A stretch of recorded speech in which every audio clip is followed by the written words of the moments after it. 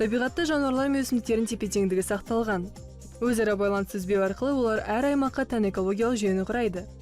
Және әр тізбектің өзіне жүктелген міндеті бар. Әсіресе Қазақстанның кең байтақ даласындағы су ресурстарының сақталуы аса маңызды. Өзен мен көлдердің экологиялық ахуалы басты назарда болуы керек. Сондай-ақ, су және қорғалатын аймақтардың кестесі жасалған. Өзен көлдің экологиялық ахуалын зерттеуге арналған гидробиология және экология атты зерттеу институтының жұмысы өз алдына бір төбе. Қазақстанда өзімізге белгілі табиғи аймақтар өте көп. Сондай-ақ жан-жануарлар мен өсімдіктердің сан алуан түрі бар.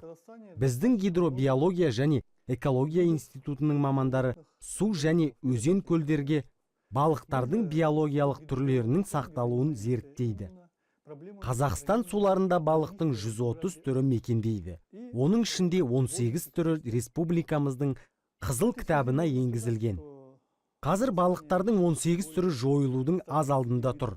Ол үшін жедел түрде мемлекеттік және қоғамдық іс-шаралар қолдану қажет.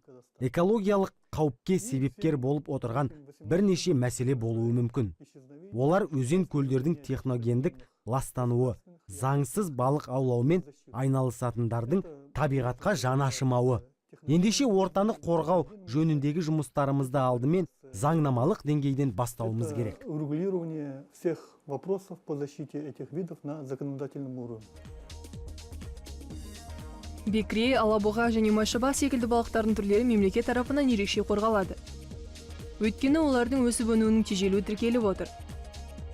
Жалпы сона 1980 жылдар ауланатын балық көлемі бүгінде 50%-ға дейін қысқарған. Из тех 18 видов рыб, которые защищаются путем... Қазақстанның қызыл кітабына енген және ерекше қорғалатын балықтың 18 түрінің ішінде таймен балығы аймақтарды қорғау есебімен қамқорлыққа алынған. Ал кейбір балықтардың түрі мүлде жойылып кеткен. Қазір қорғалатын аймақтардың бірі Марқакөл мемлекеттік қорығы. Оның аймағындағы арқан балық тектес балықтың 2 түрі осы қорықтың мәртебесін биіктете түседі. Алайда балықтың осы түріне көп жағдайға ауқыр алады. Осыған қатты жанымыз ашиды. Біздің мамандар арнайы зерттеу жұмыстарын жүргізіп қана қоймай, халыққа олардың тіршілік ету ортасы мен көбеюі, ал оларды жаппай аулау нәтижесінде неге ұрынатынымызды көрсеткіміз келеді. Осындай кадрларды табиғат аясына арнайы шығып түсіреміз. Бақылаудың арқасында талай жаңалықтардың куәсі болдық. Егер балықтардың ірілерін толық аулап алсақ, ұсақ балықтар қалай тіршілік етеді? Орта тепе теңдігі бұзылады емес пе? Біз балықтардың қазіргі жағдайына қатысты зерттеу жұмыстарын жүргізіп қана қоймай, олардың белгілі бір өзгерістерге байқататын әрекеттерінде жіті зерттеп отырмыз.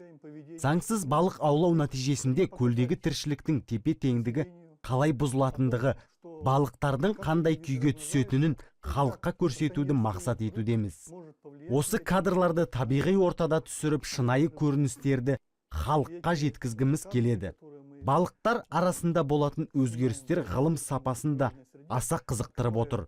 Егер балықтардың көбеюіне мүмкіндік болмаса, олардың түрі жойылып кетеді.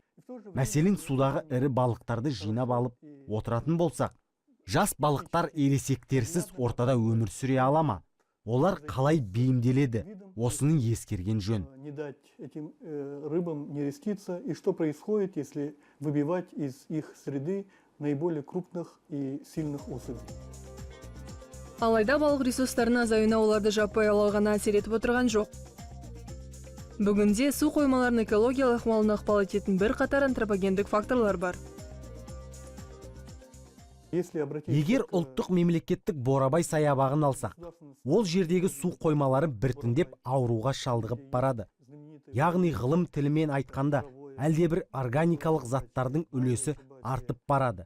Әрине, мұндай мәселе мемлекет тарапынан реттелуі тиіс. Мұндай су қоймалары уақытылы тазартылып, балық шаруашылығының ғылыми талаптарына сәйкес арнайы шаралар ұйымдастырылуы керек. Мәселен, балықтардың жаппай қырылуы сынды фактілер орын алғанда, олардың орнын толтыратын арнайы қор көлемі де жеткіліксіз. Нәтижесінде су қоймаларындағы балықтың кем дегенде 3-4 түрі жойылып кетуде. Осындай олқылықтар орын алмас үшін осындай су қоймаларына ұзақ мерзімді зерттеу жұмыстарын жүргізіп, себептерін анықтау қажет. Біздің ойымызша осындай су қоймаларында күкірт сутегінің мөлшері тым жоғары. Мәселен, Бурабайдағы үлкен Шабақты көлінде балықтардың жаппай қырылуы фактісі тіркелген.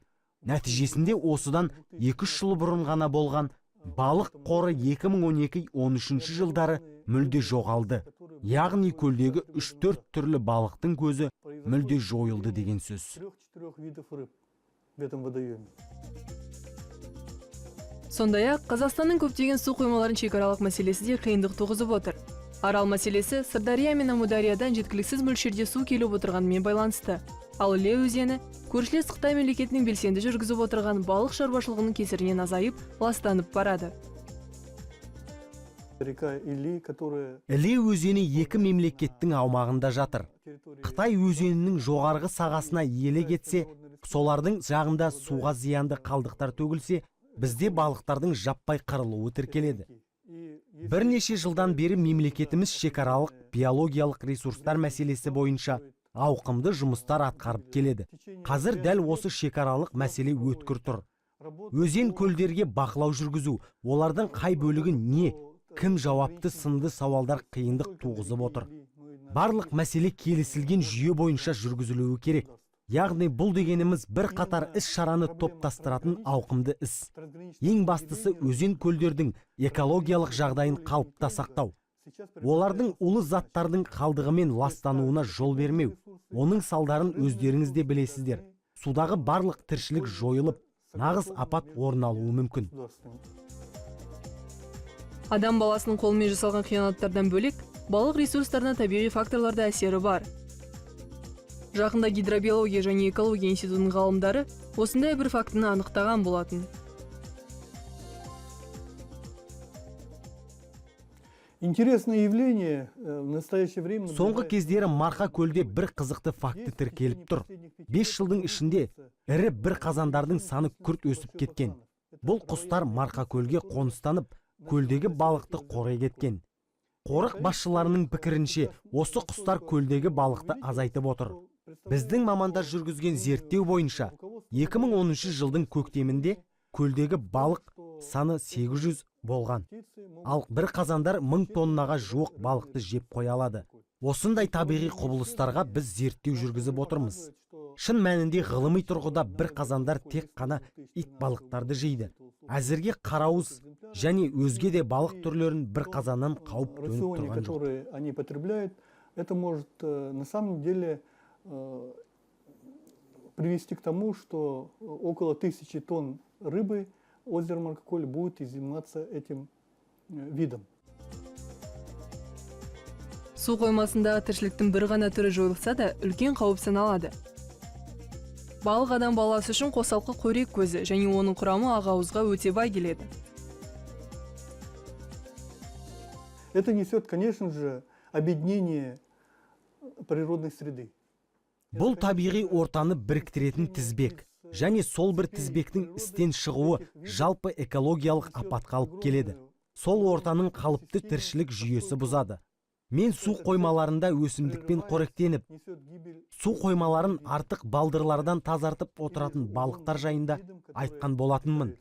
Адам баласы үшін бұл табиғи жолмен тазарту процесі болып табылғанымен, ортаның экологиялық жүйесін қалыпта ұстауға септеседі. Және олар өте маңызды. Утилитарный интерес человека сохранить этих рыб, но и для сохранения экосистем они очень важны. Это каждый из тех видов рыб, которые обитают в водоеме. Қорыта келе, еліміздің су қоймаларын экологиялық жүйесін сақтап қалу үшін өзен көлдерінің жағалауын тазалықта ұстау қажет. Өкінішке орай бүгінде өзендеріміздің жағалауы қоқыс үйінділеріне, пластикалық бөтелкелерге толы. Ал пластикалық өнімдер 1000 жылға дейін ыдырамайтын қасиетке ие. Ендеше, айналамыздың тазалығына аса үлкен жауапкершілікпен қарайық.